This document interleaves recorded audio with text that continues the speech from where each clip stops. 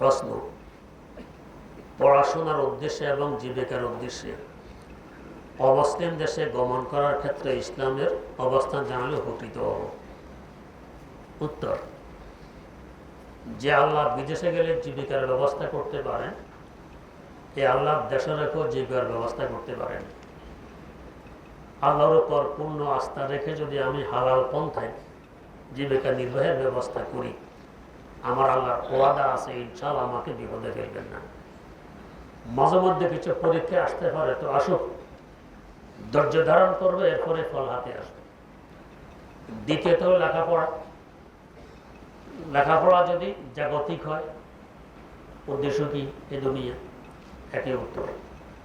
আর লেখাপড়া যদি কোরআন সুন্নাহ মোতাবেক হয়, ওই লেখাপড়া হয়, তো তাহলে এর জন্য ভ্রমণ বৈধ। প্রশ্ন, আল্লাহ হুজুরকে নেখায়াত দান করুন।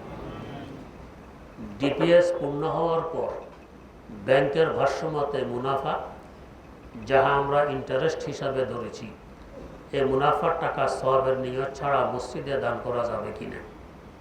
উত্তর, জি না, মসজিদে দান করা যাবে না। মসজিদে একমাত্র হালাল পয়সায় দান করা যায়, এই সুদ ঘুষের টাকা মসজিদে দান করা যায় না। প্রশ্ন, কোনো গরিবকে উমরার জন্য সাহায্য করা যাবে কিনা?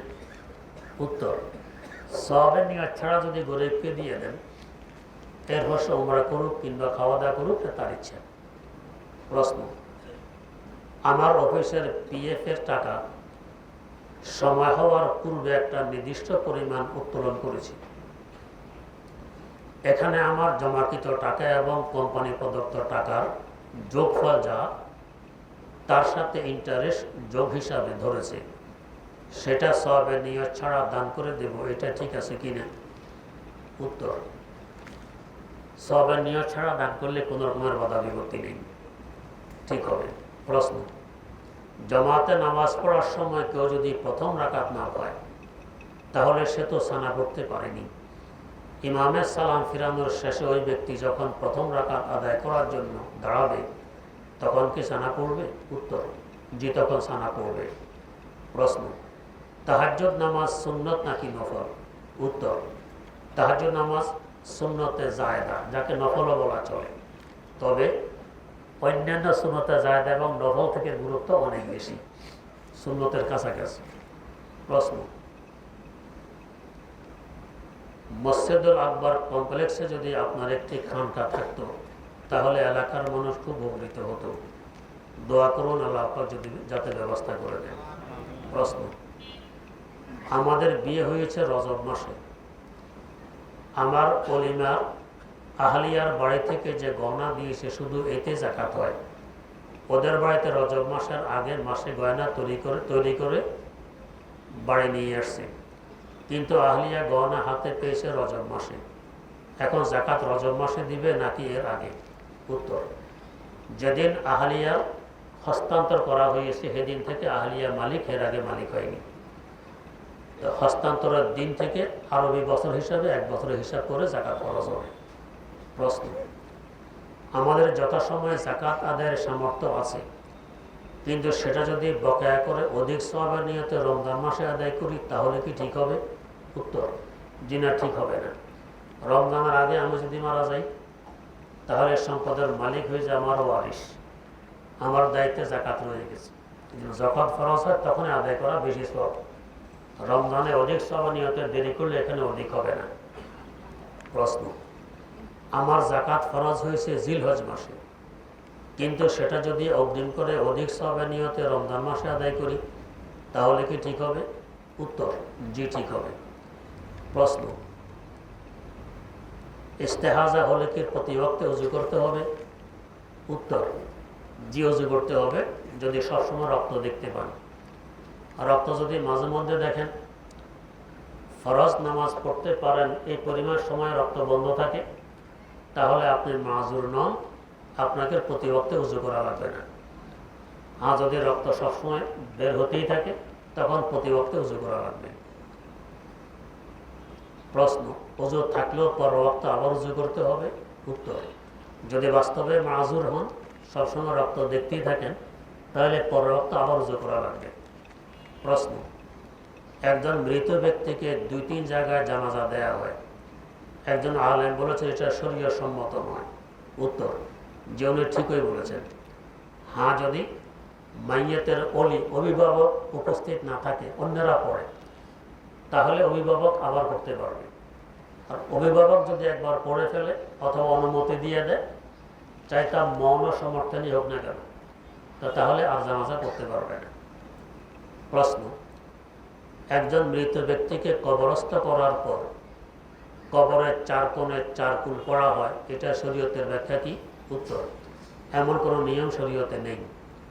প্রশ্ন, জামাতে নামাজ পড়েছি, এমত অবস্থায় এক লোক 2 কাতারের মাঝখানে ফাঁকা জায়গা দিয়ে এক পাশ থেকে অন্য পাশে হেঁটে আসা যাওয়া করেছে, হেঁটে যাওয়ার লোকটির কি কোনো গুনাহ হবে? উত্তর, যদি সে সামনে দিয়ে হাঁটা না করে ফাঁক দিয়ে চলাফেরা করে তাহলে কোনো গুনাহ হবে না।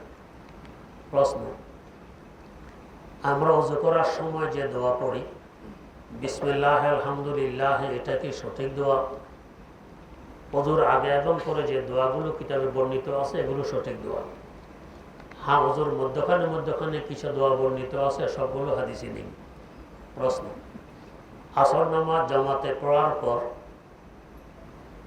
পিছনের ছেড়ে আসা কাজা নামাজ পড়া যাবে কি? উত্তর, মাকরুহ হবে।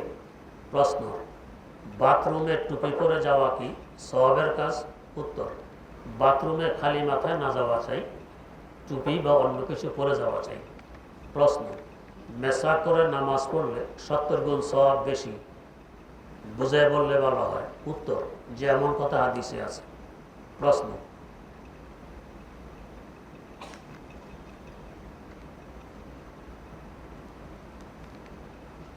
যারা বয়াত হতে চান এরা জুমার পরে মাদ্রাসার কামরা আসলে সেখানে হওয়া যাবে। প্রশ্ন,